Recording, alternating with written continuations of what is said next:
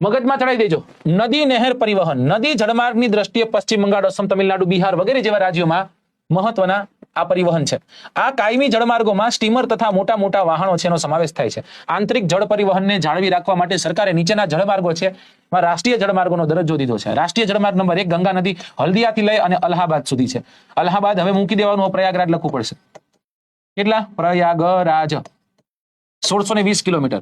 રાષ્ટ્રીય જળમાર્ગ નંબર 2 બ્રહ્મપુત્ર નામની નદી ધુબરીથી સદિયા સુધી છે 891 કિલોમીટર. રાષ્ટ્રીય જળમાર્ગ નંબર 3 બરાબર, આને આપણે શું કહીએ છીએ? પશ્ચિમ કિનારાની નહેર. ક્યાંથી? કોલ્લમથી કોટ્ટાપુરમ 250 કિલોમીટર. કોલ્લમથી કોટ્ટાપુરમ બરાબર. ત્યારબાદ રાષ્ટ્રીય જળમાર્ગ નંબર 4 જે ગોદાવરી અને કૃષ્ણા નામની નદી છે ને, જેને આપણે કેજી બેસિન કહીએ, ન્યા આવે. કઈ જગ્યાથી ક્યાં સુધી? કાકીનાડાથી લઈ અને પુડુચેરી સુધી 1076 કિલોમીટર લાંબો. રાષ્ટ્રીય જળમાર્ગ નંબર 5 બ્રાહ્મણી નામની નદી પર છે અને એ ગોયનખલીથી લઈને તલચર સુધી છે 588 કિલોમીટર. કેટલા કિલોમીટર? 588.